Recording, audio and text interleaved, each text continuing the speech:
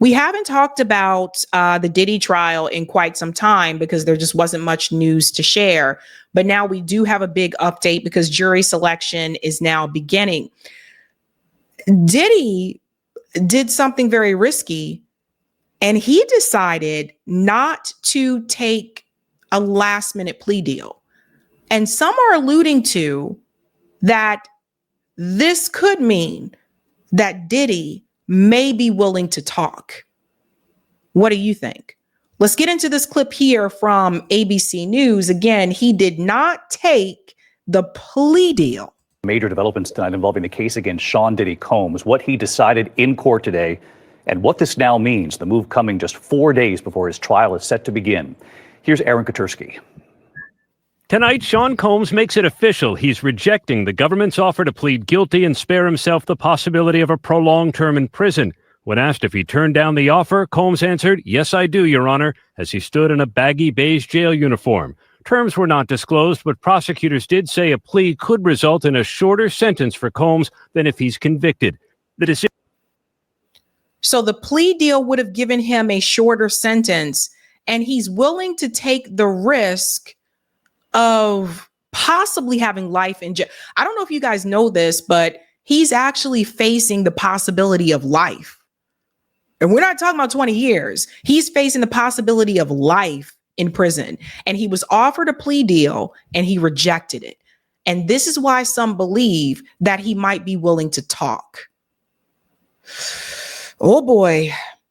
Decision guarantees Combs will face trial beginning just 4 days from now that will test whether one of music's most prolific figures used his power, wealth, and fame to sexually exploit both women and men for decades. Combs has pleaded not guilty to racketeering conspiracy, sex trafficking, and transportation to engage in prostitution charges that accused him of coercing alleged victims into prolonged drug-fueled sexual activity that he called freak-offs and threatening them into silence.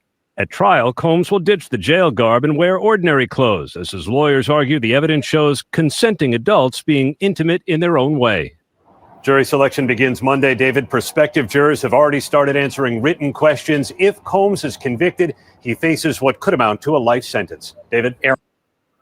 Yes, a life sentence. Now, that's important because I explained to you when I went through Whitney Webb's article about the connection between Diddy and Russell Simmons and Clive Davis and Jeffrey Epstein. Diddy is not the head of the snake, just like Epstein was not the head of the snake. They don't go after the head, right? So essentially, Diddy and Epstein, as I said before, they are the ones that have been chosen to take the fall.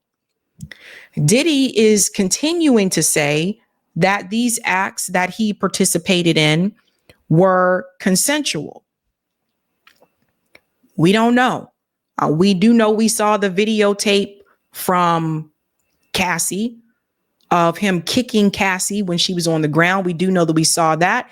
We know what Cassie said he did to her, that there were things done to her that were not her will. It wasn't consensual.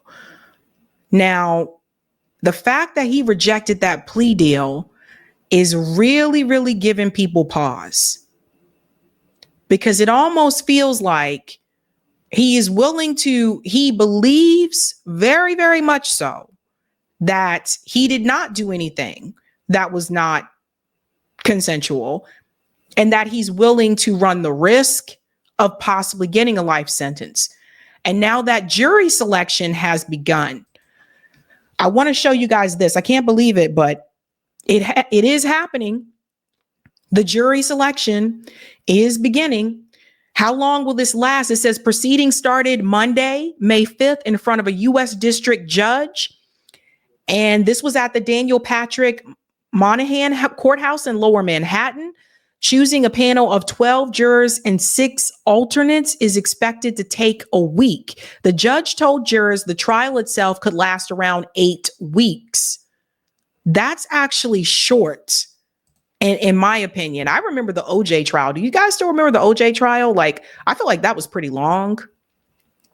But they're saying it could last 8 weeks. The court is expected to be open to the public, but proceedings will not be televised or streamed online. Cameras, phones, and electronic devices are normally not allowed in U.S. federal courtrooms. So because it's federal courtroom, they are not going to allow, of course, cameras in there. This is not going to be televised like the OJ trial was. So don't get your hopes up about that. But what's crazy is the life sentence is really, really like, yikes. And now the jury selection is beginning. Let's get into this. Today in a New York federal courtroom, Sean Diddy Combs told the judge he was, quote, a little nervous. The rap mogul's criminal trial began this morning. He is sex trafficking, racketeering, and more. The two sides are now in the process of selecting a jury of 12 plus alternates. Most of the prospective jurors acknowledge they're aware of Combs's case and also the allegations that span some 20 years. Among those allegations, he's accused of forcing at least 3 women to engage in sex acts with him and at times with male prostitutes during parties known as freak-offs, which lasts for days. Combs faces spending the rest of his life in prison. CNN's Kara Scannell has been covering all of these developments for us. She's outside New York's federal court right now. So some of these prospective jurors already turned away. Kara, why? Yeah, a number of jurors have been turned away. One woman, because she had seen that hotel surveillance video, she saw a still image of it where Combs is on camera kicking and dragging his then girlfriend, Cassie Ventura. Now, the juror said that she referred to it as damning evidence. And after a back and forth with the judge, he decided to excuse her for cause because she had formed an opinion on it. I mean, other jurors had been excused, one because the man had just started a new job and couldn't take off 8 weeks. Another juror was excused because he said he had a negative experience with law enforcement. But so far, 11 jurors have qualified to continue through this process. And the magic number here is 45. Once they hit 45 jurors, that is when the judge will have both the prosecutors and Combs's team do their peremptory strikes. That's where they can eliminate jurors for just about any reason until they get to 12 jurors and a number of alternates. But those who have gotten through, some of them have seen the tape. One woman said she did see that hotel surveillance video. Others were familiar with the case. I mean, there were 2 women who said that they had been sexually abused, saying it happened decades ago, and they thought that they could look at the evidence in this case, which is about sexual assault, and view it fair and unbiased based on what comes into the courtroom. And one woman who is proceeding said she was arrested when she was 16 for shoplifting at Harry Potter's World at Universal Studios. The judge asked her what she stole. She said it was a wand. And let me just pause there for a second because this is already a shit show. Okay, like someone arrested for stealing a Harry Potter wand, this person who may be a juror. Let me just comment on something first and foremost. Number one, I have to push back on the jurors that have been victims of sexual assault. I don't think that should be, I do not think they should be jurors on this trial.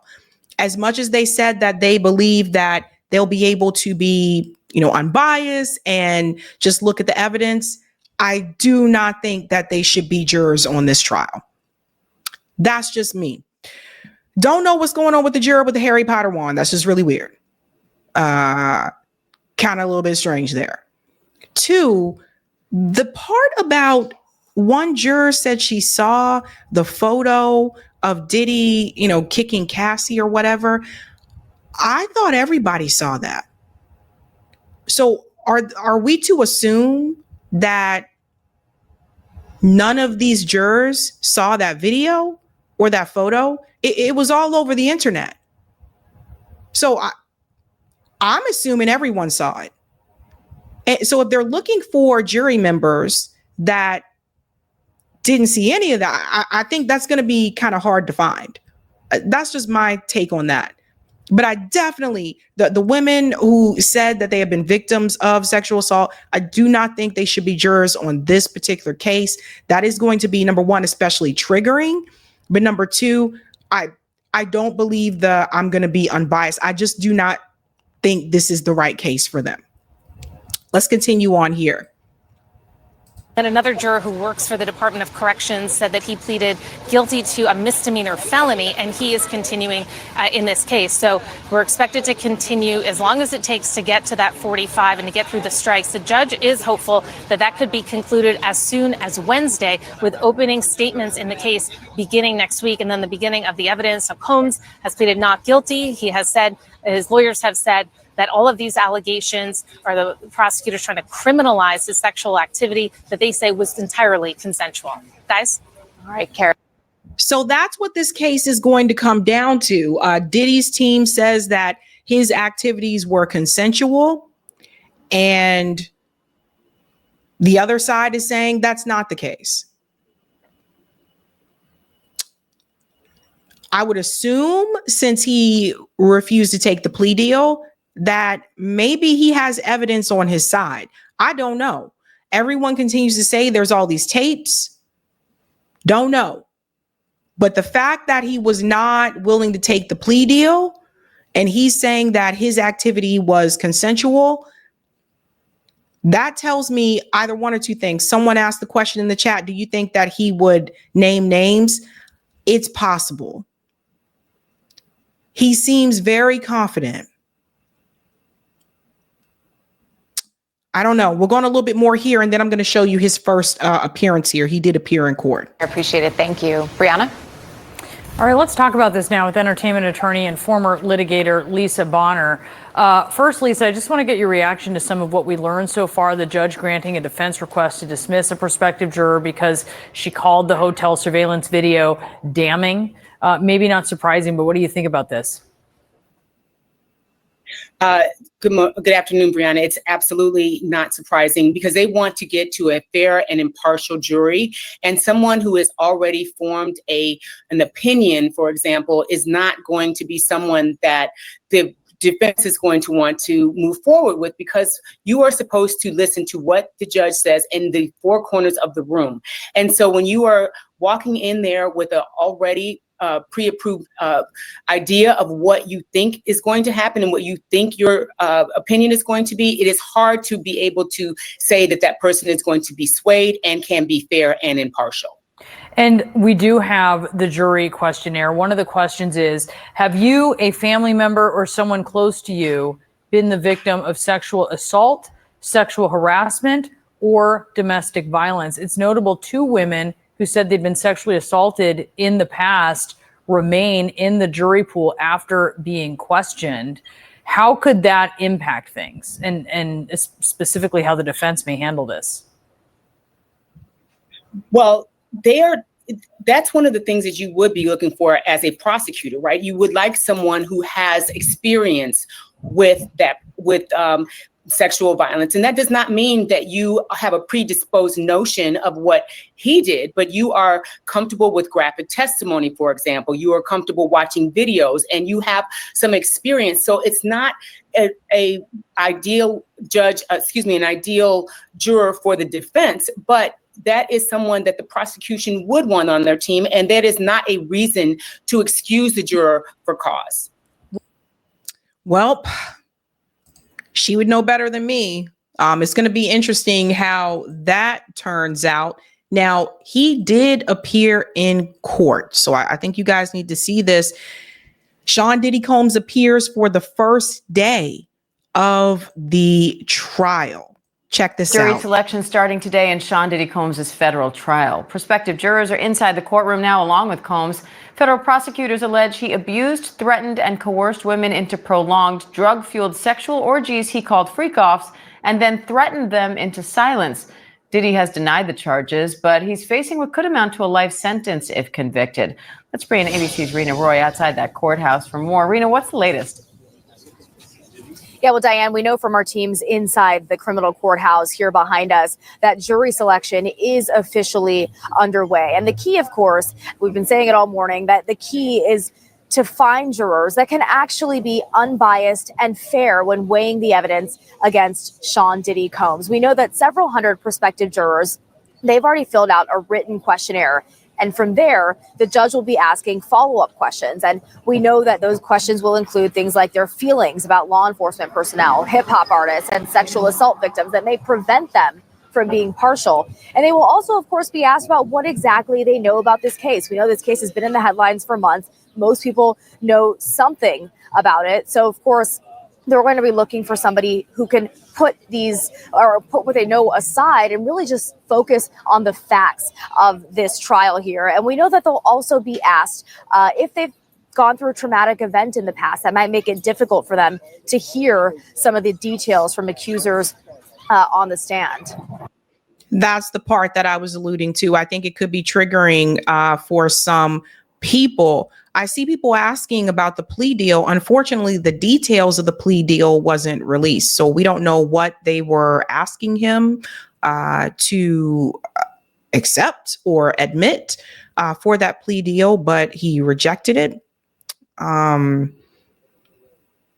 This is going to be really interesting. If I were to make an assumption, I would assume they are not going to put him on the stand, just like OJ wasn't put on the stand. But it just seems like in some way, shape, or form, he feels confident enough with his lawyers that he didn't need to accept that plea deal, even though he could be facing life sentence. And the big thing is, this isn't just about the sexual activity. This is also about racketeering. They are charging him with racketeering as well. And I just wonder if other people are going to be mentioned. Now, like I said, you can read that article by Whitney Webb. We covered that here on the show. But part of me wonders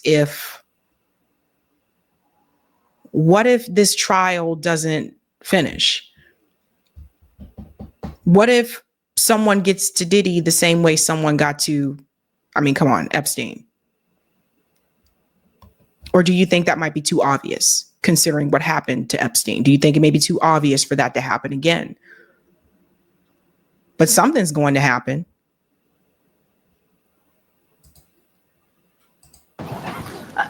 Rena, any sense on how the defense plans to try to raise reasonable doubt in this trial? Right. Well, from day one, they have maintained Sean Diddy Combs' innocence. They have flat out said he has done nothing wrong. Just days ago, he rejected a plea deal. He has pleaded not guilty to all of the charges against him. And they have said that all of these sexual encounters that we've heard about, and that we'll, of course, hear more details about, that those were all consensual. They argue that the accusers in this case, they want to pay out. And what about the prosecution, Rena? How are they trying to prove this case beyond a reasonable doubt? So we know that several victims in this case are going to take the stand. Several of them have been unidentified in the indictment. And we know that singer and ex-girlfriend of Sean Diddy Combs, Cassie Ventura, is going to be a star witness for the prosecution. And also part of that part of the case is, of course, that 2016 video that was obtained by CNN. It shows Sean Diddy Combs beating and dragging Ventura through a Los Angeles hotel hallway. That, of course, made the rounds on social media. A lot of people had opinions about it. The jury will now get a chance to view that video. So can I just ask everyone a question really quick?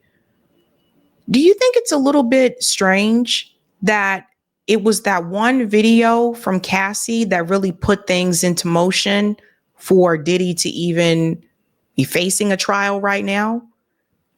When you compare this to Epstein, there were multiple videos.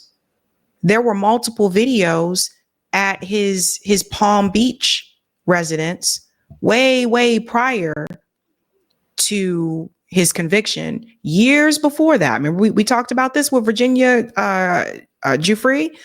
There were already videos that were compromised at his Palm Beach residence, and it took years before Epstein was even convicted, right?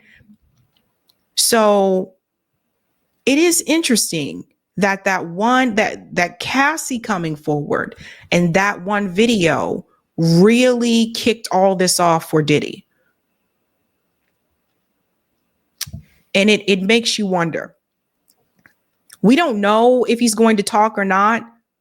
The rejecting of the plea deal when you're facing a life sentence, it gives me pause. It makes me wonder, what does the defense have up their sleeve? Like, what do they have? What evidence do they have? What information do they have? Is he going to pull other people into this? We don't know. I'm also shocked that he wanted to go to trial. I'm really shocked about that. But here we are. At the beginning of this year, I said that 2025 was going to be the year of lawsuits. So I didn't think it was going to get this crazy, but here we are. Hey guys, this was a Sabby clip. If you like what you saw, hit that like button and subscribe.